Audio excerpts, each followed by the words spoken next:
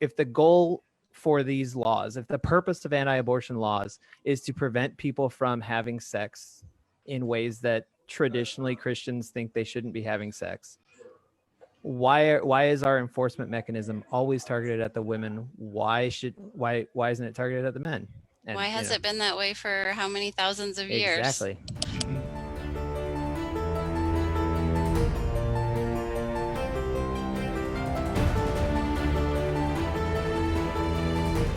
Good evening, everyone, or afternoon, or late afternoon on the West Coast, evening for many others, and welcome to another discussion group on the Nonpartisan Evangelical, brought to you by the Nonpartisan Evangelical at NPEpodcast.com, intersecting faith and politics, and vote common good. And wonderful to have you all with us, and we'll have some of you joining as we go, and we'll introduce you or ask you to bring your comments and such. But we're going to talk about a topic tonight and a word that you don't say at parties very often, and that's the big A, abortion.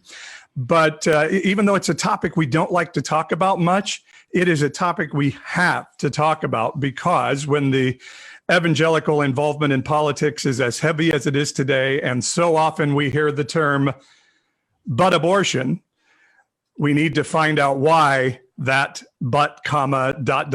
is so important to us, and how does that line up with Christian attitudes and attitudes of culture in general, and is maybe there another way to look at this that doesn't necessarily pit us all against each other. So that's the topic tonight. Hope you'll join us with comments and questions in Facebook, and we have a great panel for discussion tonight. Hi, panel. I'm going to go around to each of you and just ask you to tell us who you are, where you are, and what made you interested in being a part of this tonight. And John, why don't we start with you?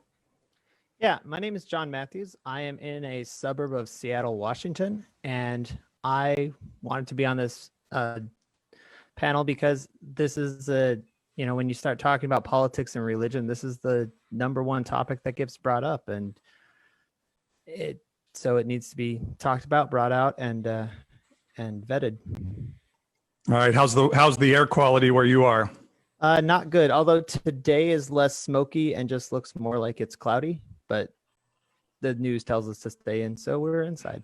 Yeah, I saw the baseball game last night. It looked like there was a fog over the field. That was crazy. But yes, we need fires to go away on the West Coast out here for sure. All right, Patrick, you next. I'm Patrick Carroll, and I'm very happy to be here with you all. I'm the Director of Catholic Outreach for Vote Common Good. I was the Executive Director of the Franciscan Action Network for 9 years. I'm a Catholic activist. I've also written several articles about abortion, and particularly why we need to change the discussion around abortion. So I'm happy to participate in that discussion. Very good. Appreciate you being here. Chelsea. Hey, I am Chelsea Lepley in Des Moines, Iowa, the big city. I got involved in this discussion group, I think because I was like the first real live liberal that Lauren, one of the co-founders, ever had a chance to really talk to about sticky subjects like this one. And I know I bring a different perspective probably than a lot of folks that I talk to about this, having been a sex ed advocate since I was probably 12 or 13 years old. So interested to listen and learn and share some ideas. Wow, we appreciate that perspective. At 12 or 13, huh? Yeah, I complained to my health teacher about how the curriculum seemed awfully centered on guys, and wouldn't it be nice if girls could learn about their bodies too? Fantastic. I love it. Love it. All right, Kate, you next. Hi, I'm Kate Davis. I'm in southeastern Ohio. I came to this group. I knew Lauren from college, and so we have sort of remained Facebook friends. And then this group was really fascinating because we were joking, so many of the people I know from college have blocked me because I tend to. Well, I'll tell you a little bit about myself. I'm a PhD candidate in religion and gender, specializing in religions of North America. So I do a lot of work on abortion. I talk a lot about gender issues, particularly in the evangelical church, and then also in new religious movements, Mormonism, sort of my whole steez. So this is a topic that is really important and one that I'm excited to talk about tonight. Well, let's start with you then, Kate. You could probably give us some good insight on this, and John alluded to it as well. But why is this issue so important? Why does this seem to be number one on the lexicon of Christian political social issues? Well, there are two perspectives on that. There's the sort of theological perspective, and then there's the sort of cultural, historical perspective. Me personally, I'm a little bit more interested in the latter. I think we don't start seeing talk about abortion in conservative Protestant circles until the 70s. Pre that point, most, even the Southern Baptist Convention, organizations that we think of as fairly conservative, often leading the charge on abortion, were sort of tepidly pro-choice. Christianity Today ran a whole issue on abortion that espoused pro-choice sentiments.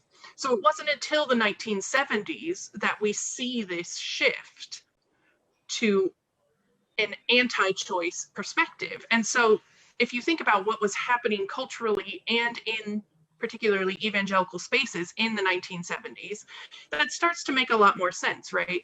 Up until that point, conservative Protestantism hadn't really been a political force, certainly not in the way Catholicism had. And Catholicism pre-Vatican II had been sort of a solid voting bloc that was anti-choice.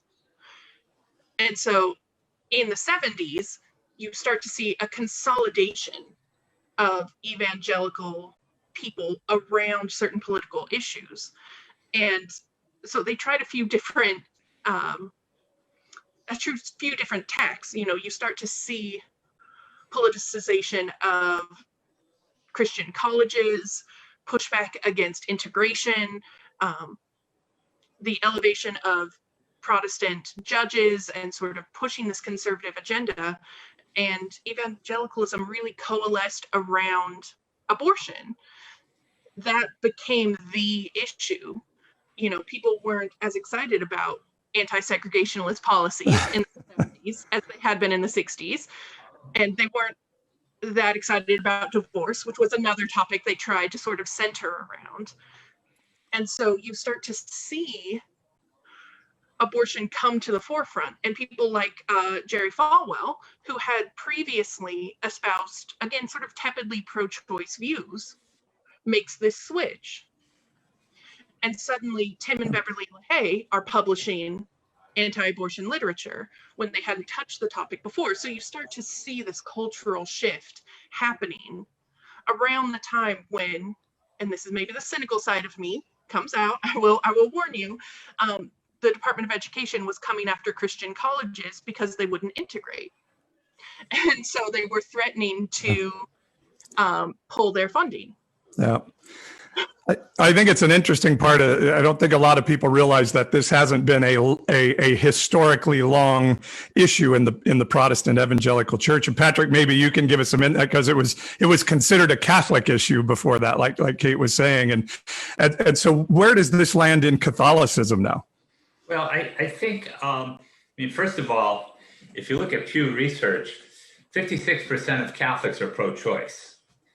So it's not really, as clear cut as many people believe.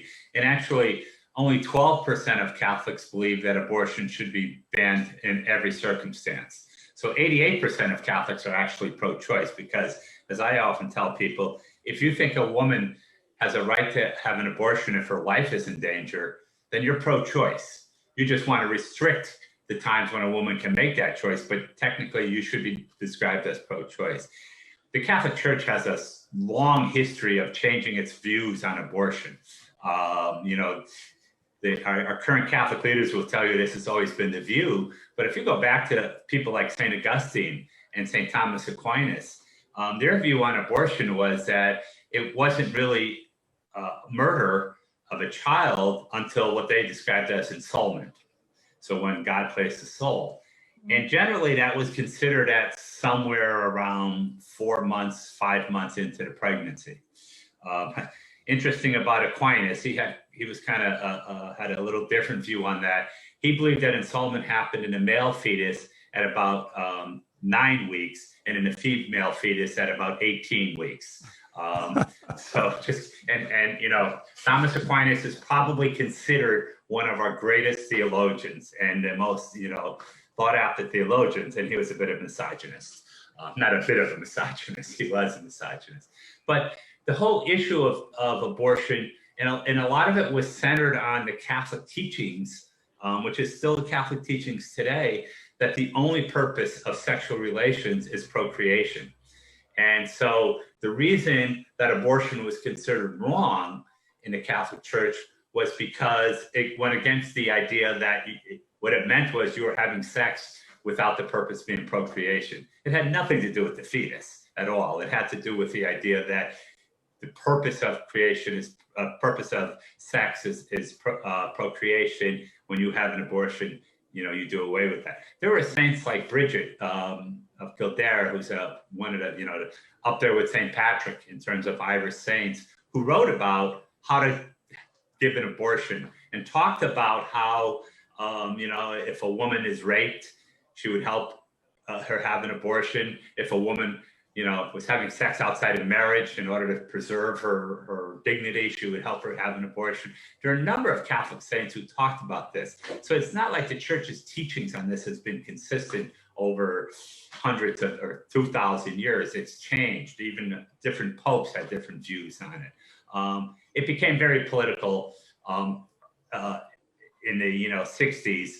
A lot of it around Vatican II. After Vatican II, the Catholic Church was looking for the very conservative Catholic churches, Catholic Church leaders were looking to latch onto something because they didn't want Vatican II to take off, and so they latched onto abortion. And, you know, it's really ironic because the whole Roe versus Wade, if you know the history of that, the Supreme Court usually, at that time anyways, didn't make a ruling unless there was some precedent that was set.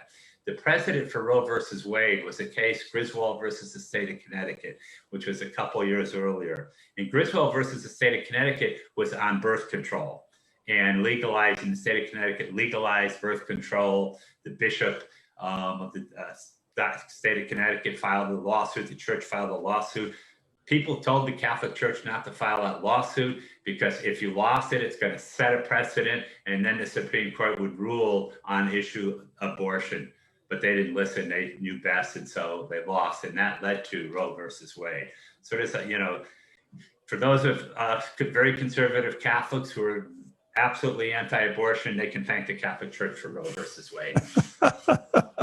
Well, and I think that's such an important point because I think people believe it came straight from Jesus' mouth through St. Peter and on down, but it's actually a fairly new thing. And I don't know, John, let's get you involved. How do you think this has become such a big issue? Is it the politics of it, or why has this become such a pervasive issue in Protestant evangelicalism? I think, and this is the cynical side of me coming out, I think it's a useful issue in that it can be readily turned into emotion. And when people are feeling instead of thinking, they are easier to push down a certain way. That's why you see such, why we're talking, you hear people not necessarily talking about abortion, but baby killers. And abortion is murder. And you use very, like I've asked people, why is abortion so important to you? Because frankly, it's not one of the top 10 things I care about when I am looking at politics. And everything I get back is emotional reasoning. It's pictures, it's videos, it's dead fetuses. And that's not an argument. That's an emotional appeal. And it's important to differentiate the two. The core fundamental underlying assumption that is being made is the way to prevent abortion is to make it illegal, which is I hope we get into that idea, but that is the core argument that they are making is abortion is bad and we should make it illegal, because if it's illegal, then society is tacitly approving killing babies, and that is that's an entirely emotional approach to an issue, and it's a useful one for Is there politicians who want to drive votes. Sorry to jump in on you there, but John, but is there some tie to that of a belief that our country will be blessed if we ban it and will be made great again, may I say, and or will be punished if we don't? Is there any part of that in some of the belief systems? Anybody can jump in on that if you want to. Yeah, I'm probably the wrong person to ask about that. But I've heard various degrees of that. I'm not sure how widespread that is, though. There has been recent articles by very conservative evangelicals making that exact point, that the reason why we're in such a mess in our country today is because of abortion. And if we just did away with abortion, then God would come and bless us again and everything would be great. Abortionists and lesbians have been getting blamed for everything bad in this country for how long? I started to say, and a little bit of gay marriage in there too, although Right. we're I think we're softening on that a little bit. But Chelsea, good to hear your voice. We had a question on Facebook, and maybe you want to chime in on this. Is there a difference? And Kate used the term anti-abortion. We kind of landed at pro-choice, pro-life. But is there a difference between pro-life and anti-abortion when we start having that discussion? I see Kate nodding. You know, for someone who doesn't self-identify that way, like it's easy for me to sort of go full English major and argue semantics about it, but I'd be interested in hearing from folks who have the perspective more, or know more folks who self-identify as one or the other. In my perspective, again, when we talk about early Catholic anti-abortion sentiment, it was much more populist. It was couched in advocating for childcare and healthcare and these sort of supportive policies, which would prevent abortion, but also support life once it's created. In my view, it's hypocritical to say you are pro-life and not be pro-life in every instance. Like I don't quite understand being pro-life and say not anti-death penalty, and being pro-life and not being a pacifist. From a theological point of view, all are born with a sin nature, right? Like no one is born blameless except for Jesus. So you're saying, oh, you're killing an innocent baby, but like theologically, that's not necessarily true. God loves that baby just as much as he loves the thief on the cross. So that doesn't really hold water for me. And so that's why I very specifically try to use anti-abortion, because it seems that's a more accurate viewpoint rather than pro-life, because pro-life is a more expansive view that I don't think is represented in this particular movement. There are pro-life movements. I just don't think this is one of them. Does anybody else see a dichotomy in that term pro-life, in that it seems to be from conception to the cutting of the umbilical cord, and then you're pro-military, you're pro-guns, you're a whole lot of things that end life, and so is there some dichotomy in that? I feel like a Catholic activist would have something to say about that. Yeah, and what's really interesting, y'all probably don't follow Catholic world that much, but more recently, a number of Catholic bishops have come out and said you cannot be right to life and support the death penalty. You cannot be right to life and support separating mothers from their children at the border. And they've gotten pushback from other bishops about this. It's a whole schism within the Catholic Church now about just that term. What does it really mean to be right to life? And a number of bishops and even Pope Francis has said, you cannot be right to life. You can't claim that. And there's one bishop in Kentucky, John Stella, who's a Franciscan, and he said, Donald Trump is not right to life. He should stop claiming to be right to life. And Republicans who support these issues are not right to life.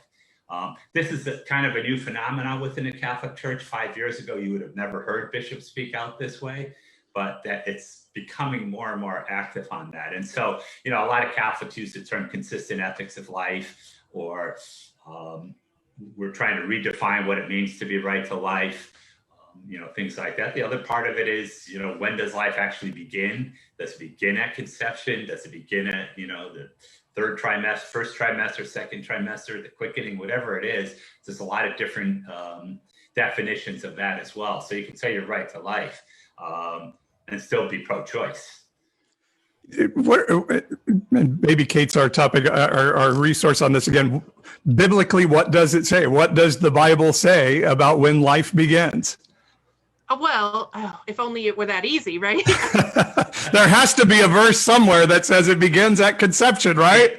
But like one specifically. It says in Genesis 2:7, and it definitively answered the question of when human life begins at the first breath. That was the Jewish tradition, right? Absolutely, and that's in Genesis. Yeah, So, I've always understood that to be the Jewish tradition, that Adam, his soul entered when the breath of God entered him. And also we have the Ezekiel story with the army that, they were not alive until the breath came into them. And in Leviticus, there are laws surrounding sort of when it is murder, when it is simply, causing a miscarriage. Mm-hmm. We have dancing around this, but outside of church fathers, like Patrick was saying, like Augustine, like Aquinas, who talk about ensoulment, we don't really have definitive knowledge of this, right? That's not laid out in black and white or red text there, right? Like if only Jesus had this. And we use the stories of John the Baptist in the womb, Jeremiah, I knew you before I formed you in the womb, but couldn't we say those are alliterations? The Bible also says trees clap their hands and rocks cry out, and we don't humanize them. And so it is arguable about what the Bible says. Can we agree on that? All right, so there's not a definitive in there. So we're talking about why this became so important, and is it targeting sexual behavior? Are we just uncomfortable with sex, and so this is another way that we can legislate against bad people having unheterosexual married sex in some ways? Does anybody want to jump in there? John, go ahead. Well, I think that there's a lot of the arguments that get made and a lot of the actions that are taken legislatively seem to be in that direction. But the question for me is, if we're going to do that for the women, and the problem is, sex outside of marriage or sex that shouldn't be happening, why do we target the women? Why not the men? Why is it the transvaginal ultrasound being forced on the women and not finding men for going around and impregnating women? Like if the goal for these laws, if the purpose of anti-abortion laws is to prevent people from having sex in ways that traditionally Christians think they shouldn't be having sex, why is our enforcement mechanism always targeted at the women? Why isn't it targeted at the men? And, why has it been that way for how many thousands of years? Exactly. So I was trying to think about since always that I know of. Always. Yeah. Yep. Would it work if we banned it? Would abortion cease to happen in the United States? It's worked for all of the other things that are illegal. Well, so the thing is that if we want to eliminate abortion, if the goal is to eliminate abortion, we could do that. We would just sterilize all males at age 12. And, when they are married and ready to have kids, they take a permission slip to the doctor. The doctor reverses the process. And then they have the kids, and then the process goes back and they get sterilized again. You would cut down on a lot of abortions. Now, that is not how our law should work, I don't think. But really, if you're looking to end abortion, if the point is to end abortion and end unwanted pregnancies, sterilize the guys. Well, and just let me jump in on that. Speaking as a guy who had a vasectomy, that I think if you look at, again, in the Catholic world, Catholic teaching is that the only purpose of sex is procreation. I've been married 31 years. I still have a very active sex life with my wife. And I'm certainly not going to listen to any priest tell me that we can't continue to have an active sex life. But that's the purpose of it. If you want to end abortion, the best way to end abortion is to have birth control and have free birth control easily and readily available. The state of Colorado several years ago had a project where they gave free birth control out to women, no questions asked. And you know what happened as a result of that? The abortion rate dropped almost 50%. So, I mean, that's a clear example. If I came to you, I had this discussion with a couple of bishops one time, and I said, I have a plan that I could reduce the abortion rate by 50%. Will you guys jump on board with this and start promoting it? They're all good until they found out it meant birth control, of course. But what we were. Oh, sorry, go ahead. No, Chelsea, you go ahead. So that's been one of the only things that's been proven to be effective that I know of anyway, as I know that in states where they made it easily accessible, and then later when it was more available through the Affordable Care Act, that decreased. Like in the state of Colorado, I know abortion rates went way down. And so that's one of the only sort of evidence-based ways to decrease abortion, is to make it real easy to avoid unwanted pregnancy. I'm also, John, what you said reminded me, and I just looked up here, that there have been several state bills written or amendments drafted to say that, well, sure, you can make abortion illegal, but I'd like to add on to that an amendment to make it illegal to ejaculate outside of a vagina. So there were, in 2019 and 2020, there were several, go figure, women lawmakers who, knowing they would fail and should fail, but drafted those to sort of get the parity discussion going for control of bodily functions. And the men didn't jump on that one, huh? Weird. it's hard to imagine. I almost now you blew my mind. I almost don't know where to go next from there, Chelsea. You got me on that one. One thing I do want to throw out here for our discussion, I do believe the large portion of evangelicals are doing this out of the goodness of their heart. Can we agree that they truly believe they're saving the lives of human beings? And I think that's important to note. Yes, Okay. I would agree. Let me say on that, and both true of evangelicals and Catholics. I mean, absolutely, I think the large portion, that's what they believe. The leaders are not doing it out of the goodness of their hearts. One of the things that has really shaped the whole abortion debate is the amount of money that, and particularly the Christian right, get to have these continue to make abortion and fight against abortion. The Republican Party has no interest in overturning Roe versus Wade. They absolutely are not interested in that because they can use it to divide us, and also they can raise millions and millions of dollars, hundreds of millions of dollars. But let me also say, the Democrats don't really have an interest in having a discussion about, are there ways we can reduce the number of abortions, for the exact same reason, because they raise millions of dollars. So we politicize this issue to such a point that we can't have any kind of discussion. It's absolutely right. And I've actually had that discussion with some Democratic leaders recently and said, can you just at least say, I mean, they can't even say rare anymore. Bill Clinton used to say safe, legal, and rare. Yes. And they've taken rare out of it. And so I think that's a politicized position. So I appreciate you bringing that in as well. And the thing is, and then safe would be taken out. If we start banning it, would it not be that safe abortions would continue, but safe would then be taken out of the mix? Anybody want to jump in on that? Well, absolutely. Banning it has never resulted in it not happening. I mean, if you look historically, there's a reason pennyroyal, the plant, has gone extinct, because it was really efficient for both birth control and abortion.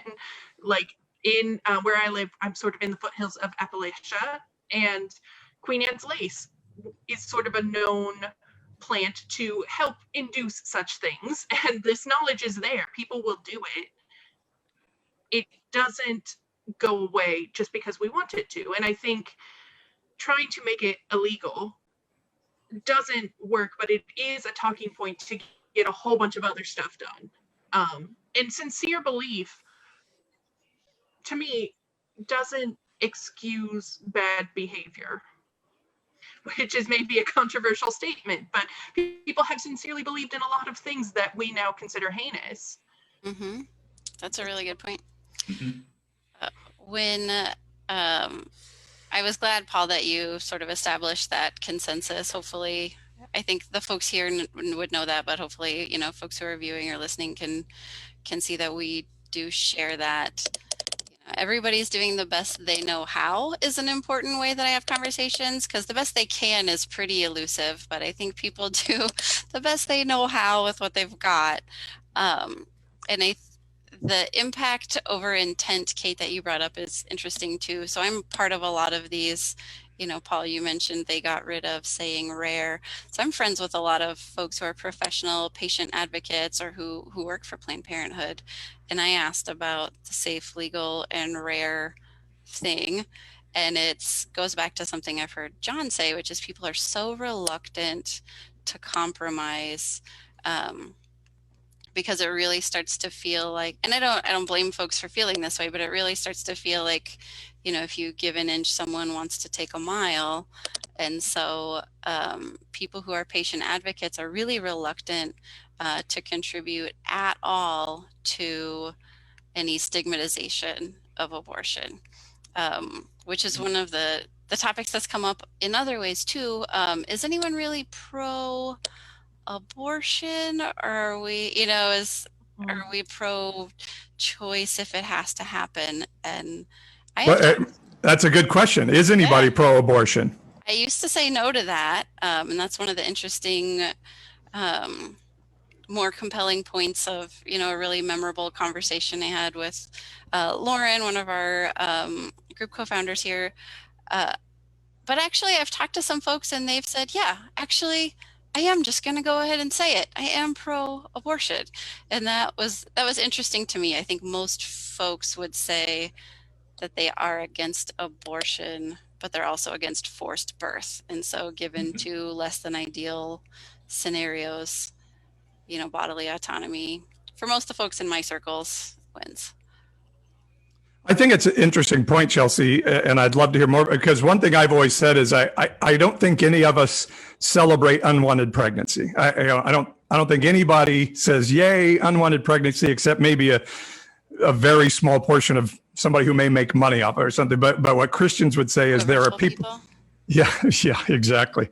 But if somebody's not pro unwanted pregnancy, what would being pro abortion look like, I guess, on that? Under what circumstances would you say, yes, I'm pro-abortion? And I think for those folks, it's more of a semantic or a philosophical place to stake out, to say, I'm pro, because they described it as a medical procedure, right? I'm pro open heart surgery. I'm pro any number of other medical procedures. And so to whatever extent I'm pro some other medical procedure, I am also pro-abortion. And so it's in their sort of semantic positioning is they want to be pro-abortion to whatever extent that it sort of helps normalize it as a medical procedure. But no one that I know of is pro-unwanted pregnancy. And go ahead, John. I think this comes back to the emotional thing that I was talking about earlier. When people ask, are you pro-abortion? There's a group of people that say, are you pro knee surgery? Are you pro, medical procedure? There's another group that hears, are you pro killing babies? And the fact that that same word can serve a double purpose and has a double meaning in that way means that a lot of people's positioning ends up being social signaling more than a statement of hardcore beliefs. Like if I heard someone say that they were pro-abortion, I would hear them saying, I'm a liberal, I vote Democratic, like that. There's a whole list of things that I would assume from stating that they're pro-abortion. I'm not sure I would think, oh, they are pro people getting pregnant so they can have abortion. Right. I don't think anyone does. That's the way in which no one that I know of is it's no one's first choice. Yeah. This charge that people are using it as birth control just simply isn't a truth. especially that I late know term. of. Like who would willingly like carry? Like I have 5 kids. Okay, who would willingly carry a baby for 30, 35 weeks just to have an abortion in late term? But like that doesn't make any sense to me. I've seen what my wife goes through. That's just not. I don't know why anyone would sign up for that. And I think one of the things I've always thought is interesting is, and again, I mean what I say when I say people sincerely believe a murder is occurring in abortion, and I can respect that. I guess my question is, if I believed millions of babies were being rounded up and murdered, I wouldn't just vote. I would do something about it, and I'm not advocating for that. I'm just saying, how did we land as Christians that our battle against this is to win the presidency with whatever guy we can find, no matter how uncouth he may be? How did we settle that being Republican was our task to fight against this? Does anybody have any thoughts on that? Because the alternative view is bombing abortion clinics, which also happens. I'm not advocating for that at all. Please, everybody hear me. Do not do that. But this is what I'm saying, is that that sincere belief that this is war, essentially, that babies are being murdered, is what leads to bombing abortion clinics. In addition to, voting and things that we might see as more palatable. Well, and the rhetoric is designed to trigger outrage. Right. Like you never hear people sit down and say, okay, what's the best way? How can we like let's think about this logically. How can we come together to eliminate abortion? You never hear that. You never have that conversation because there's so much at stake with keeping people outraged, keeping people emotional about this topic, that actually getting to the solution point is never the goal of this when it comes up in legislation, when it comes, and the lack of any good faith conversation, especially legislatively, like Chelsea was mentioning on the left, they were bringing up, the ejaculation clauses. That was done to make a point. It wasn't done to create a solution, right? And the right does that all the time as well. They put forward legislation that is done to make a point. It's not really meant to pass. And so we've kind of gotten away from a good faith conversation of how can we prevent unwanted pregnancies. I work in healthcare. I have my issues with Obamacare, but at least it's an attempt. Like, when was the last time you heard the Republicans put forth a healthcare plan? It was like 93 when they were going against Hillary Care with the thing that eventually became Obamacare. Like they don't want. There's not an attempt to solve the problem. There's an attempt to create an outrage and grievance cycle that short circuits actual conversation and actual logic and pushes towards voting out of emotion and not out of anything else. Yeah. I also think that part of it is that, those of us on the left have allowed the right to really define what these issues are and define what it means and define the language. We're using their language. And part of that is because, and I think Chelsea pointed this out, people feel uncomfortable talking about abortion. It's not something you sit down at Thanksgiving dinner and talk about. What's your feeling on abortion? On the right, they don't feel uncomfortable talking about it at all. And the other part of it is, this is not a new phenomena. I think Kate talked about the history a little bit. This was intentional in the 70s and in early 80s because they realized racism wasn't working. They couldn't talk about segregation anymore. They couldn't talk about the Christian schools the Justice Department was talking about taking action against the Christian schools. And, this is where the moral majority came in. And people who understood the power of faith and the power of emotions within people of faith. And this is the issue they knew they could win these people over on. And then they would not care about any other issue because we're killing babies. And that's number one and first and foremost. As a politically manipulative tool. Absolutely. Yeah. Interesting. And people in power in the Republican Party could care less. I think Chelsea's commented about this in your chat that, a great many of those folks have had their mistresses have abortions. There's no doubt in my mind that Donald Trump has paid for several abortions. I can't prove that. I'm just saying there's no doubt in my mind that he has. And so it's just an issue of this is something they can control people with because of their emotions. They don't want to have a discussion about it. They don't want to talk about how we can reduce. And then the other part of it is if you've made abortions illegal, that's going to hurt poor women. It's not going to hurt wealthy women. It's not going to hurt middle-class women. It's going to hurt poor women because wealthy and middle-class women will always find ways to have abortion. There'll always be doctors there. It's the poor that'll be hurt. Yeah, and that's an interesting point because South Korea really just did overturn its abortion ban because studies show rich women were getting safe, healthy abortions and poor women were not. And by the way, their abortion level per capita was higher there with it banned than it is here in the United States, just in case anybody was wondering if the law would work. Well, and you could look at Western Europe, which has the most liberal abortion laws, and their abortion rates are much lower than ours are. So maybe we should look at what they're doing and how they're getting their abortion rate down and maybe implement some of that. Socializing their medicine. Yeah, silly things like that, And that's a good issue that I was going to jump to next. And Kate, were you wanting to jump in real quick before we move on to something? The rates go down in Democratic leadership. It's because access to services goes up. Mm-hmm. So people who have access to birth control, have access to healthcare, have access to social welfare programs are less likely to get abortions. And this goes back to what John was saying, that we're not having that conversation because those are not Republican policies.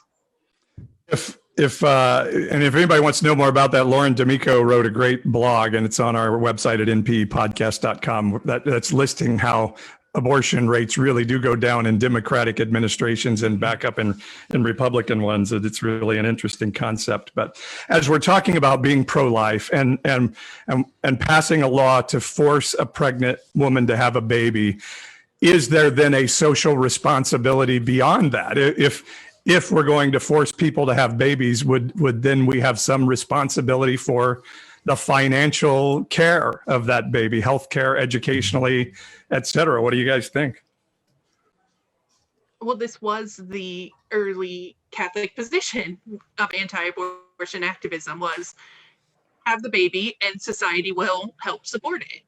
And I feel like that's a much more compelling pro-life argument, at least to me. Like if someone approached me with that argument and said, okay, I want to end abortions, so here's the list of things I'm going to do. I'm going to socialize healthcare. I'm going to ensure maternity and paternity leave and education and sort of build up this infrastructure. I'd be like, okay, I'm listening.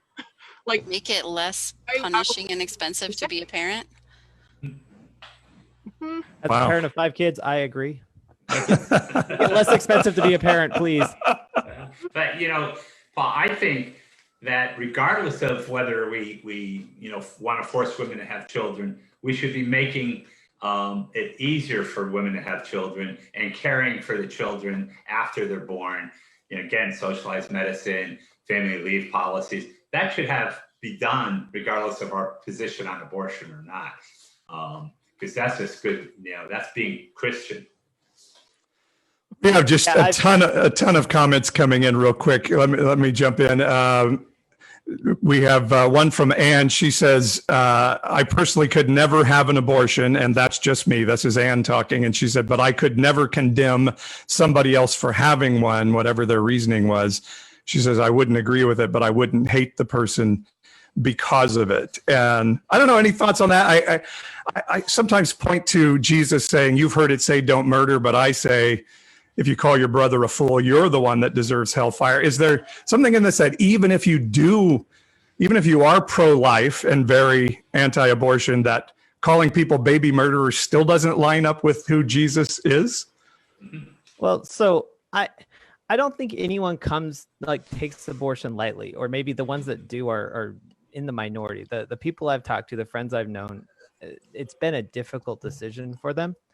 And the idea that as Christians, we have a charge to mourn with those who mourn, comfort those who stand in need of comfort. that's a charge. That's part of loving thy neighbor. That's the second greatest commandment we have, right? And calling people baby murderers and attacking them for those types of things is not fulfilling that commandment. It's not being Christian to people who have, in many cases, had to make the hardest decision they've ever had to make in their life and are going through a difficult time. Like, we then are piling on to that. That doesn't make any sense from a Christian perspective. Does anybody else have some thoughts on that?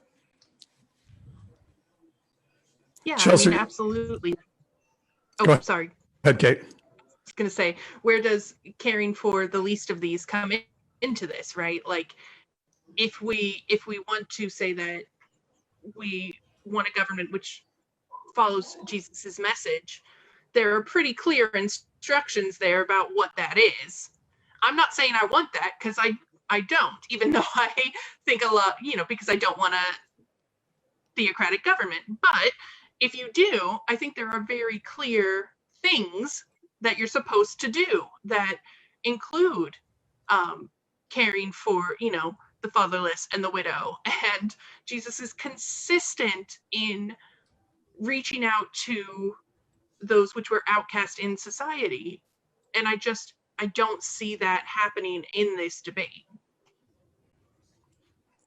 It's a good point. I know, Chelsea, you were mentioning to me here in the chat about just kind of moral foundations of this discussion and how we relate to each other interpersonally. I think that maybe plays in a little bit to where we are in this topic.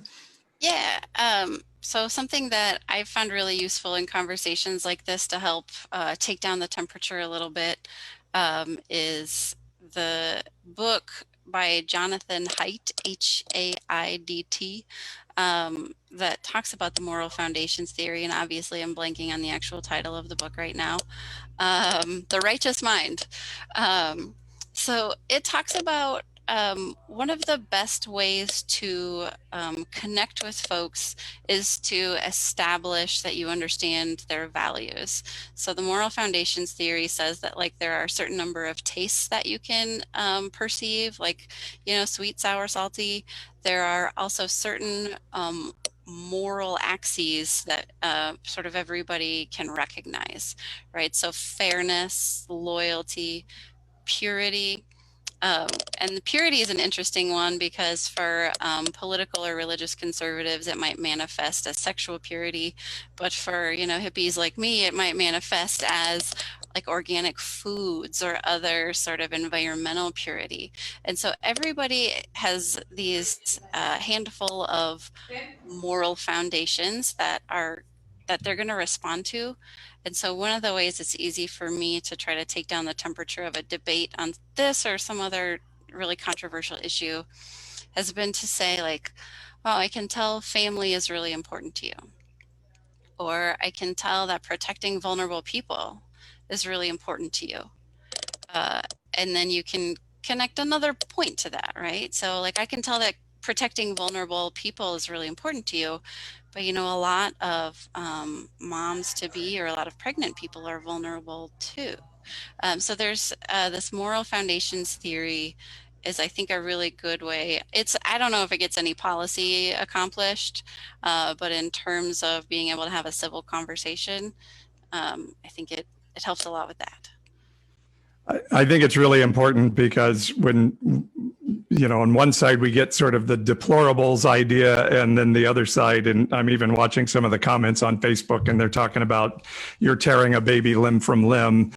You're really building an impasse between one another to have any discussion with each other as a moral person. And I would say for some of the folks who are making those comments we appreciate your comments. I appreciate you watching. We did talk about the idea of when does life start and conception earlier. I do know, Chelsea, that you have an interest. You actually do believe life begins at conception, even though you're a pro-choice advocate, right? Yeah. So, and I think that's why I was, I don't know, and I'd really like to talk to folks who actually identify as religious on this. But I wonder if there's a way we sort of have little L life, which is like cell division, and like big L life, which is the ensoulment that I heard folks mention.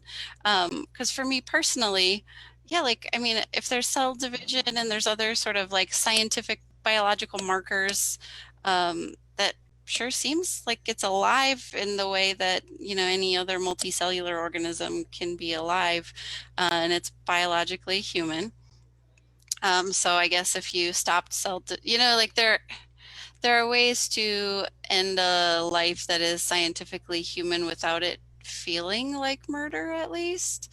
Um, and I'm interested in knowing more, and maybe other folks are too, about what theological conversation has gone, you know, because it's a fairly modern conversation about knowing the difference between uh, sort of little L life and big L life, maybe. Um, Curious to hear from other folks on the panel about that. And you're calling big L life when the soul, when a Right. person has a soul. Which, like, I feel like we're like a bag of electrified meat, but I know that most people believe in like a soul.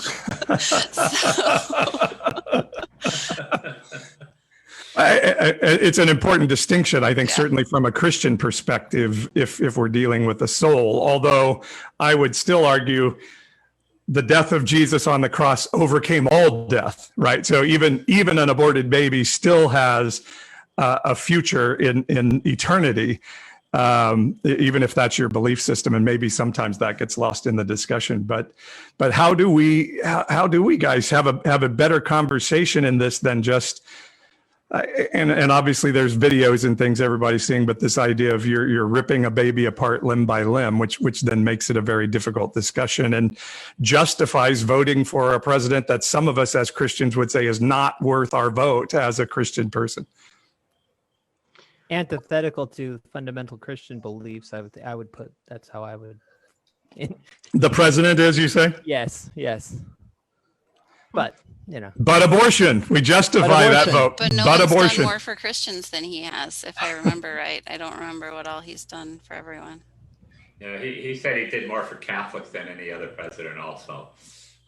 I think maybe he distinguishes between Catholics and Christians. I'm not sure about that part. That's probably quaint. doesn't. Yeah. Evangelicals. So Yeah. The other thing is, and I often raise this issue, every day more than 15,000 children die of hunger and hunger-related diseases.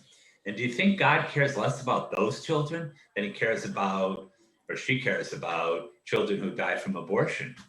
And yet, you know, in people who claim to be pro-life, they separate that and say that's different. You know, that's not really different at all if you're going to have this view of holistic life and that all life is important. And we're destroying our whole environment. And, you know, that's important. And so I think we have to have that discussion. I mean, I could certainly sit and call people who are anti-abortion and support cutting funding to feed the poor. I could say you're baby killers because you're killing babies. You know, the Trump administration recently changed regulations on mercury poisoning and the amount of mercury. One of the side effects of mercury is that it leads to premature births. So we went in and testified and argued to Republicans who were pro-life. And, you know, what I called it was unintended abortions. When you do this, you change these regulations, what you're doing is you're allowing unintended abortions. Do you not care about those children who are, you know, dying because their parents get mercury poisoned because you changed the regulations? It's interesting stuff. I was just going to say, I'll let you go, Kate. There's a famous pastor named Tony Campolo that some of you may know of, and Tony Campolo used to like to start his sermons off in very pristine chapel churches, and he would say, tens of thousands of kids are dying of hunger every night, and you don't give a shit. And he said, and right now you're more concerned that I just said the word shit than you are that tens of thousands of kids are dying of hunger. And I think it's an important thing for us to look at in this. Kate, you wanted to jump in. well, I was going to say, I mean, going off what Patrick was saying, tear gas also causes premature birth, spontaneous miscarriage, and there doesn't seem to be a lot of issue with tear gas being used in current protests. So, like, I feel like I don't understand the theological basis for anti-abortion stances, as I said earlier, that are not pro-life in other circumstances. And I'm sort of with Chelsea. I wish I could get an answer that was satisfactory to me on that, because if someone approached me and said, I'm anti-abortion, I'm anti-death penalty, I'm anti-war, I'm anti, all instances that cause human death, I'd be like, let's talk. I'm with you. And I don't see that theological through line. And I don't really understand why. I don't understand why abortion, aside from this cultural historical perspective, which I do buy into, because theologically it doesn't make sense to me. Yeah, and the thing that doesn't make sense to me is, what is the end game? So they're going through all these court packing of justices and stuff in order to overturn Roe versus Wade. And I don't get what the end game there is, because if you overturn Roe versus Wade, basically the legal piece would go back to the states, and we'd have a patchwork of abortion laws depending on what the various states say. And then we would see an increase in abortion tourism, an increase in mail order abortion. We would see an increase in people, in not-for-profit organizations putting together, buses of women to go, it'll find a way. Like the goal of getting Roe versus Wade has been like this boondoggle that has justified so much poor policy and so much poor governance that if Roe versus Wade is ever, like, if that's the end game, it's not going to do anything. It's going to make things a lot harder for a lot of poor women, but it's not like the, but like for the anti-abortion right-wing people, it's not going to accomplish what they think it's going to accomplish. And so I don't understand what their end game is. Like, if we make it illegal, how is that going to be enforced? Are we going to have, are we going to have women who miscarry their babies have to talk to FBI agents because the neighbors saw that they were pregnant and then saw that they weren't and called the FBI because it was suspicious? Are we going to have government monitoring programs to ensure that any women who get pregnant carry to term, and that there's no like how is this an enforceable law? Yeah, more of those small government Republicans, John. Exactly. Like, I do not like laws that are just, social signaling, saying, hey, I think this is a bad thing, therefore it needs to be illegal. Let's look at the actual, like, I consider myself a conservative, an independent conservative, and life is messy and laws are messy, and this is a difficult, complicated thing. And let's talk through how these things are going to be enforced, because if we're signing up to make abortion illegal, means that we're signing up for FBI agents to go talk to parents who miscarried about, the suspicious circumstances they miscarried. I don't know that that's an improvement. And I think that's harassing women who we should be caring about, families that we should be caring about. Like, it's not, like, how is this idea going to be enforced? I don't know. And to me, it increases the government footprint in my life in a way that I'm not comfortable with. I think the way you said about it being poor women is really important too, because as we established earlier, rich women will always have access to travel wherever they want to go to terminate pregnancies or have other medical procedures. So it's going to affect poor women who can't afford to travel to terminate a pregnancy, who are then going to need social services and, nutrition assistance and, potentially cash assistance to pay rent and probably subsidized housing. But we're going to have a black market of abortion providers. For sure. But to your point about, like, what's the end game? Like, if you're forcing people to have babies, but also you have this moral judgment about them having babies potentially out of wedlock or when they can't afford it. But I don't know. The hypocrisy, like, kind of speaks itself there. Well, and you're unwilling to put forth a solution for healthcare. You're unwilling to put forth a solution for poverty. You're unwilling to pursue these other aspects. Like there are Are conservatives. these prosperity gospel people? Is that what that's about? If God likes you, then you'll be prosperous? Maybe. I mean, I don't know. It's certainly prosperity gospel. People are often are anti-abortion, but I don't think it's exclusive. That makes sense. It's we're more righteous than you, and if you weren't unrighteous, like say Jerry Falwell Jr., then you wouldn't have these. Oh, sorry. Go ahead, Patrick. We're about out of time. Jump in there. So just real quickly, the other side of it is if you overturn Roe versus Wade, are you then going to ban certain forms of birth control because certain forms of birth control could be considered abortive? And so that brings that into it. The morning after pill, right? Well, even not only just the morning after pill, there's others that would be IUDs, lots of them. Yeah. And so then what's that going to do is lead to even more women getting pregnant because they can't have access to birth control. It's a lot to think about. Maternal mortality in the U.S. is also really high already. Yes. Many women, more than almost any other Western nation, die in childbirth in the US because of our healthcare system. So pushing women to have more children or to continue to have children or even to have any children can have severe effects, i.e. they die in the US. Like it's a really common, much more common than it should be. Well, especially given the really well documented racial disparities in maternal mortality and the racist tropes that are used to advance sort of the Reagan era welfare queen stigma about women with lots of kids.